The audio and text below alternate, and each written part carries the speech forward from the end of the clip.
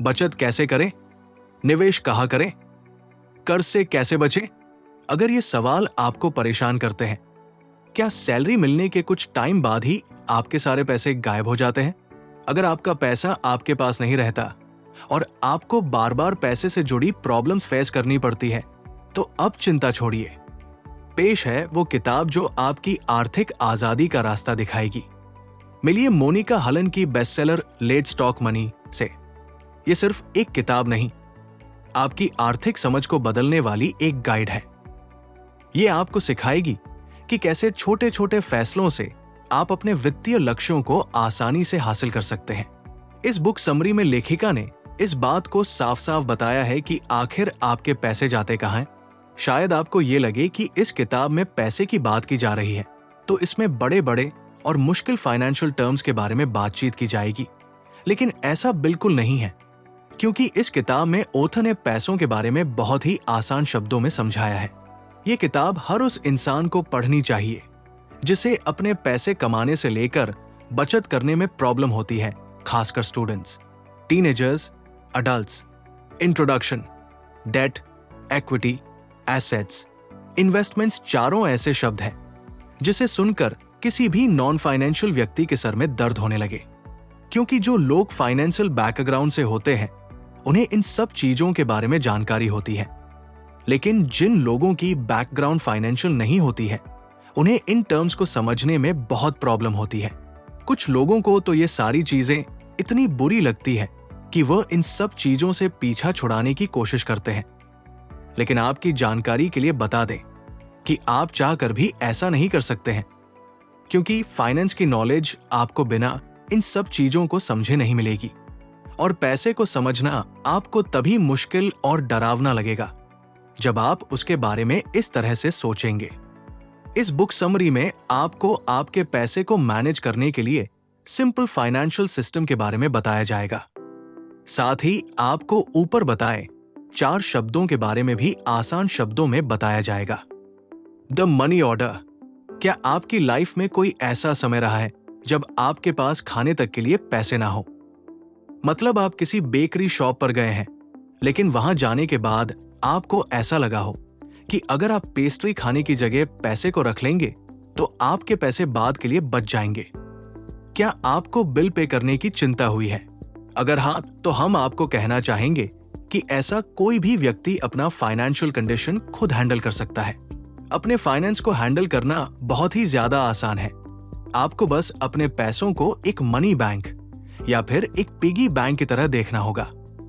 अगर आप इस चीज को ध्यान से समझेंगे तो आपको ये समझ आएगा कि आप हर महीने अपने बैंक को अपनी कमाई से भर देते हैं, फिर इस बैंक से थोड़ा थोड़ा पैसा अपनी जरूरतों के लिए निकाल लेते हैं, और फिर अगर बॉक्स में कुछ पैसे बच जाते हैं तो आप उन पैसों को निकालकर या तो दूसरे कामों में लगा देते हैं या फिर अपने रिटायरमेंट या दूसरे किसी इन्वेस्टमेंट में लगा देते हैं, जो कि एक सही अप्रोच नहीं है, क्योंकि अपनी कमाई से खर्चे निकालने के बाद आपको उन पैसों को सीधे इन्वेस्टमेंट के लिए इस्तेमाल नहीं करना चाहिए, बल्कि आपको उन पैसों को अपने इमरजेंसी के लिए बचा के रखना चाहिए। यहाँ इमरजेंसी का मतलब कुछ भी हो सकता है कि आप कोई दुर्घटना के शिकार हो जाए, या फिर आपकी नौकरी चली जाए, या फिर आपके किसी खास की मौत हो जाए, तो इससे भी बुरे हालात में ये पैसे आपकी मदद करेंगे, और खास तौर पर तब मदद करेंगे जब आपको सच में पैसे की बहुत जरूरत होगी। Don't stash that cash. इस बुक के ऑथर की अनु नाम की एक दोस्त है जो ऑथर से बिल्कुल अपोजिट थी। बुक की ऑथर मोनिका जहां हर चीज को पूरे प्लान के साथ इंप्लीमेंट करने पर यकीन रखती थी, वही उनकी दोस्त अनु चीजों को बस यूं ही कर लेती थी। अनु एक फ्रीलांसर डिजाइनर थी जिसे पैसे के बारे में बात करना बहुत बुरा लगा था, यहां तक कि वो इस बारे में बात करने को टाइम वेस्ट करना समझती थी। लेकिन एक दिन अनु खुद मोनिका से पैसे के बारे में बात करती है, जिसे सुनकर मोनिका को भी काफी हैरानी होती है। अनु मोनिका को बताती है कि हर महीने उनके बैंक में पैसे तो आते हैं, लेकिन फिर उनके पैसे कहां चले जाते हैं, या यूं कहें कि कैसे खर्च हो जाते हैं, उन्हें समझ ही नहीं आता। अनु की परेशानी को सुनने के बाद मोनिका ये कहती है कि अनु के प्रॉब्लम और आप सभी की प्रॉब्लम एक जैसी ही है। आप लोग हमेशा अपने पैसों को बिना कोई सिस्टम बनाए खर्च कर देते हैं और फिर बाद में ये कहते हैं कि हमारे पास सेव करने जितने पैसे हैं ही नहीं। अगर आपको ये नहीं समझ आ रहा है कि आपका पैसा आखिर महीने के लास्ट तक चला कहां जाता है, तो आपको सबसे पहले सिर्फ 2 चीजों पर ध्यान देना चाहिए। पहली चीज आपका पैसा कब आ रहा है, और दूसरी लेकिन सबसे जरूरी चीज कि आपका पैसा कहां जा रहा है। हाँ, शुरुआत में आपको सिर्फ अपने पैसों पर ध्यान देने की जरूरत है। हो सकता है कि आपको सुनने में ये चीज है थोड़ी बोरिंग लगे, लेकिन आपको अपने खर्च का हिसाब रखना ही होगा, क्योंकि अगर आप इस काम को बोरिंग तरीके से लेंगे तो आप कभी भी अपने पैसे के बारे में जान नहीं पाएंगे। ऑथर ये भी कहती है कि जब आप अपने खर्च पर ध्यान देना शुरू करेंगे तब आपको एहसास होगा कि आप कितना ज्यादा पैसा खर्च करते हैं, और आपका ये कहना कि आप बिल्कुल खर्चीले नहीं हैं, आपकी ये गलतफहमी भी दूर हो जाएगी। अपने खर्च पर ध्यान देने से ही आपको पता चलेगा कि आप कैसे सिर्फ डिस्काउंट देखकर ही चीजें खरीद लेते हैं, और कभी-कभी तो आप उन चीजों को भी खरीद लेते हैं जिसकी आपको बिल्कुल जरूरत नहीं है। आप शॉपिंग के दौरान अपने बजट से ज्यादा चीजें खरीद लेते हैं। मोनिका की बात को अनु समझती है, लेकिन खर्चों का हिसाब रखना अनु को बहुत ही ज्यादा बोरिंग लगता है, और ये चीज सिर्फ अनु को ही नहीं बल्कि दुनिया के हर इंसान को बुरी लगती है, क्योंकि ये चीज करना बहुत ही ज्यादा मुश्किल कामों में से एक है। इसीलिए इस मुश्किल काम को समझते हुए मोनिका एक आसान तरीका बताती है जिससे आप और अनु दोनों ही अपने खर्च पर नजर रख पाएंगे। अपने खर्चे और इनकम पर नजर रखने के लिए आप अलग अलग कैटेगरी बना लीजिए। वैसे तो आपको सिर्फ इनकम, एक्सपेंस और सेविंग की जरूरत होगी, लेकिन आप चाहें तो इसकी एक से ज्यादा कैटेगरी भी बना सकते हैं। अपने पैसों को मैनेज करने के लिए मोनिका भी 3 अलग अलग बैंक अकाउंट का इस्तेमाल करती है। मोनिका ने अपने पहले बैंक अकाउंट का नाम इनकम अकाउंट, दूसरे बैंक अकाउंट का नाम स्पेंडिंग अकाउंट और तीसरे बैंक अकाउंट का नाम इन्वेस्टमेंट अकाउंट रखा है। मोनिका कहती है कि इस तरह से अलग अलग अकाउंट बनाकर आप अपने पैसों पर नजर डाल पाएंगे। साथ ही वो कहती है कि मान लीजिए आपके घर के बगीचे में कोई मुर्गा है जो यहां वहां घूमता है और जिसे देखकर आपको बहुत अच्छा लगता है, तो क्या आप उस मुर्गे को खा पाएंगे? मोनिका आपकी तरफ से जवाब देती है और कहती है कि नहीं, क्योंकि जिस चीज को पसंद करते हैं उसे आप नहीं खा सकते। ठीक उसी तरह जब हम किसी को एक आइडेंटिटी या यूं कहें कि पहचान दे देते हैं, तो फिर उसे खर्च करने पर हमें बुरा लगता है। एग्जाम्पल देकर बात करें तो मान लीजिए आपने अपने सेविंग अकाउंट में कुछ पैसे डाले हैं जिससे आप कुछ और करना चाहते हैं, लेकिन जरूरत के समय आपने उससे पैसे निकाल लिए, तो जब आप ऐसा करेंगे तब आपको ऐसा करने पर बुरा महसूस होगा, और ये चीज आपको बेकार की चीजों को खरीदने से भी रोकेगी। मोनिका बताती है कि उनके सेविंग बैंक अकाउंट में उनकी सैलरी आती है, तब वो अपने जरूरत के मुताबिक कुछ पैसे हटाकर अपने स्पेंडिंग अकाउंट में डाल देती है, और अगर कुछ पैसे बच जाते हैं तो वो उन्हें अपने इन्वेस्टिंग अकाउंट में डाल देती है। हो सकता है कि आपको मोनिका का तरीका थोड़ा बुरा लगे, लेकिन ये तरीका सही में काम करता है। क्यों? क्योंकि अगर आपकी सैलरी कम भी है तो हो सकता है आपको किसी और जरिए से पैसे मिले।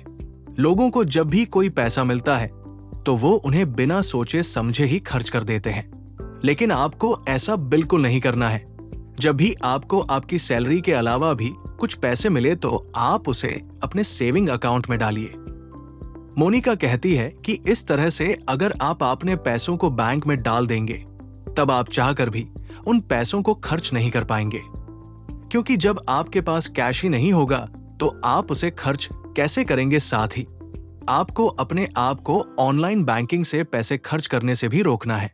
मोनिका कहती है कि हर किसी को ये तरीका जरूर आजमाना चाहिए, कम से कम 3 महीने के लिए तो जरूर। इस बीच हो सकता है कि आपको अपने स्पेंडिंग अकाउंट में पैसे कम लग रहे हो, लेकिन आपको अपने इन्वेस्टिंग अकाउंट के पैसों को स्पेंडिंग अकाउंट में नहीं डालना है। मोनिका ने यह तरीका खुद पर अप्लाई किया है, जिससे उन्हें यह समझ आया कि इस तरह से अगर वो अपने पैसे को खर्च करती है तो महीने के अंत में न सिर्फ उन्हें यह समझ आएगा कि वो हर महीने कितने पैसे खर्च करती है, साथ ही वो ये भी समझ पाएंगी कि वो महीने में कितना इन्वेस्टमेंट कर सकती है। ये समझने के बाद वह चाहे तो अपने सेविंग को भी बढ़ा सकती है। जब आप अपने पैसों पर अलग अलग लेबल लगा देते हैं, तब आप अपने पैसों को खर्च होने से बचा लेते हैं, क्योंकि तब आपका दिमाग बिहेवियरल इकोनॉमिक्स को समझने लगता है।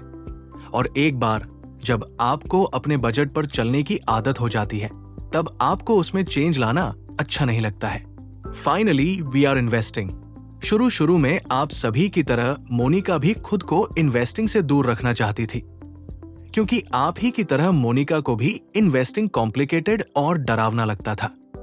अपने फाइनेंस को मैनेज करने के बाद भी मोनिका सही तरह से अपने फाइनेंस का इस्तेमाल नहीं कर पा रही थी, जिसकी वजह से उन्हें और उनके पति को घर चलाने में काफी दिक्कत हो रही थी।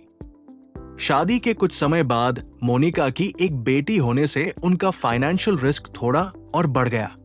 मोनिका अपना पूरा ध्यान अपनी बेटी पर देना चाहती थी, इसलिए वो अपने दोस्त से कहती थी कि सारी चीजों को मैनेज करने के चक्कर में उनका दिमाग खराब हो गया है। अपने घर पर एक नए मेंबर को वेलकम करने की वजह से मोनिका की लाइफ में काफी सारी चेंज आ गई थी ना, तो वो पहले की तरह बाहर खाना खा पाती थी और ना ही छुट्टियों पर छुट्टी ले पाती थी। लेकिन मोनिका को ये बात पता थी कि ये चीज हमेशा नहीं रहने वाली है। अपने स्ट्रगल के पीरियड में मोनिका ने बहुत कुछ सीखा था। मोनिका समझ चुकी थी कि इन्वेस्टमेंट करना कितना ज्यादा जरूरी है, और ये कहना कि हमारे पास इन्वेस्टमेंट करने के लिए पैसे नहीं है, ये सिर्फ एक झूठ है। मोनिका कहती है कि अगर आप इन्वेस्टिंग करते हैं तो ये आपकी हेल्प करेगा बुरी सिचुएशन में आपको संभालने में। इसीलिए इन्वेस्टमेंट करने का भी 3 तरीका मोनिका बताती है। पहला है almost there, in some time और फार अवे।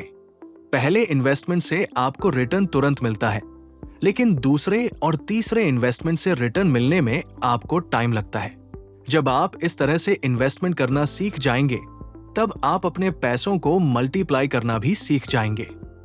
तो अब इंतजार किस बात का? अपनी आर्थिक समझ को मजबूत बनाने और एक सुरक्षित भविष्य की ओर बढ़ने का पहला कदम आज ही उठाएं। हमें उम्मीद है कि आज की इस वीडियो से आपको अपने जीवन में एक नई दिशा मिली होगी। आपकी प्रेरणा ही हमारी ताकत है। अगर आपको यह वीडियो पसंद आई है तो इसे एक लाइक जरूर दें, और अगर आप जीवन के हर मोड़ पर सकारात्मकता और प्रेरणा चाहते हैं तो मोटिवेशन ट्री ऑफ लाइफ परिवार का हिस्सा बने और हमारे चैनल को सब्सक्राइब करें, ताकि कोई भी वीडियो आपसे मिस ना हो। मिलते हैं अगली वीडियो में, तब तक के लिए खुश रहिए और आगे बढ़ते रहिए। आपके कमेंट्स का इंतजार रहेगा। धन्यवाद।